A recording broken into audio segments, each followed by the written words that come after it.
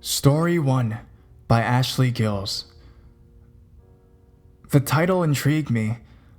I don't know if this comment will be mounted by future ones, but I have a predator story of my own from over a decade ago. This happened approximately in 2004 when I was 10. So the internet was fairly new in Indonesia. Only middle to upper class families had internet. And even that, only phone cable internet was available. This was also the time when online games and public chat rooms were around, and education on internet safety was almost non-existent.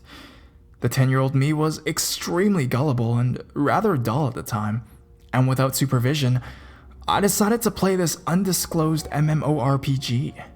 I met another player and we got along. He claimed to be in middle school and was interested in making friends, and I fell for it. It started off with friendly greetings in-game on a daily basis, and it carried on with him asking me for my number and address. I was stupid enough to give him my home phone number, but I didn't give out my address. Long story short, he kept calling my home phone, and he eventually found my school address. My friends would tell me that there was this middle-aged man standing outside the school gates every day, and it escalated to him following me in public buildings, such as shopping malls and open streets. This lasted for 3 years straight. Now, before you ask me where my parents are, here's a brief summary. My parents weren't on good terms with each other at the time. They were both heavy workaholics and rarely spent time at home except when it was bedtime. Curious me decided to approach him, asking him who he was and what he wanted.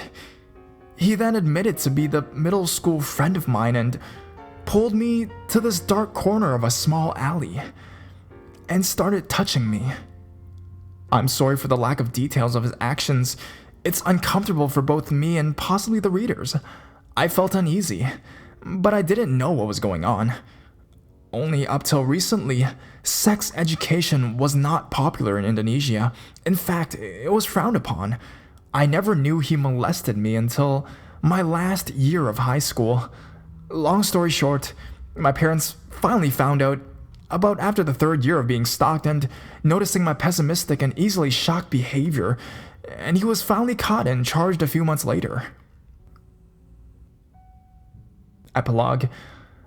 I don't change my phone number often, and around 5 years back, I received a number of text messages from an unknown number, greeting me by my nickname and asking to meet up. It may just be me being paranoid, but the way the message was constructed was exactly how that man would have talked.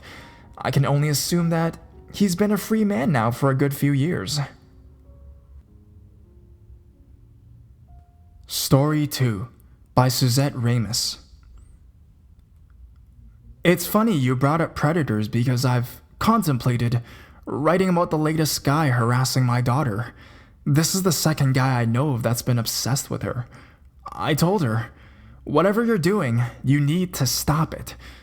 This guy worked with her, not in her section, but the same company.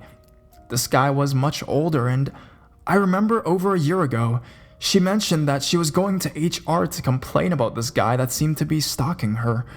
People talked to this guy, explained how she was not interested, but he couldn't catch a clue.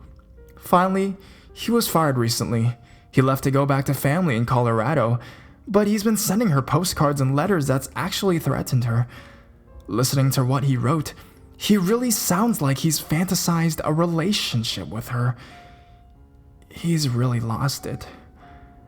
She's taken this correspondence to the police, but there's really nothing she can do.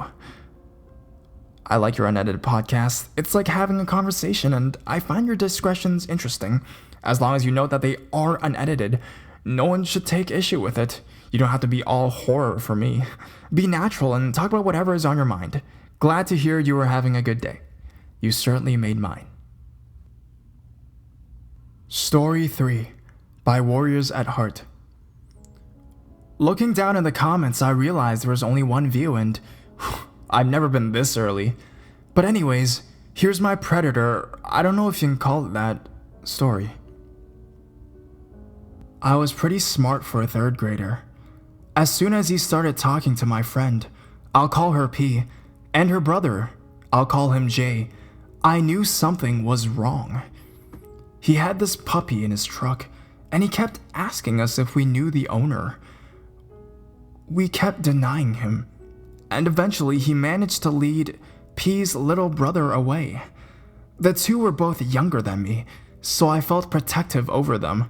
So as soon as Jay started to move towards the car, I shouted angrily at him to come back to us, with P joining along. He did, and the man looked really annoyed at me. He kept trying to get P and me down there, but we both refused. Finally, I leaned over to P and whispered, "He's creepy. We shouldn't trust him. I think he's a bad man. Why don't we go get your mom?" P agreed, but I decided to have some fun though, and so I said, "Fine, we'll help you look for the owner." P looked at me confused as hell, but I just winked at her. The guy looked even creepier now, a big smile coming onto his face. P and I took a few steps towards him, mainly to avoid a table sitting next to the chairs we were lounging in, all the while the guy just eyeing us down. Jay had already moved up towards me and P, and as soon as I made a dart for P's front door, the two were right behind me. The guy looked horrified. P's mom came out, hearing a commotion, and then saw the guy. She shouted at him and he sped away.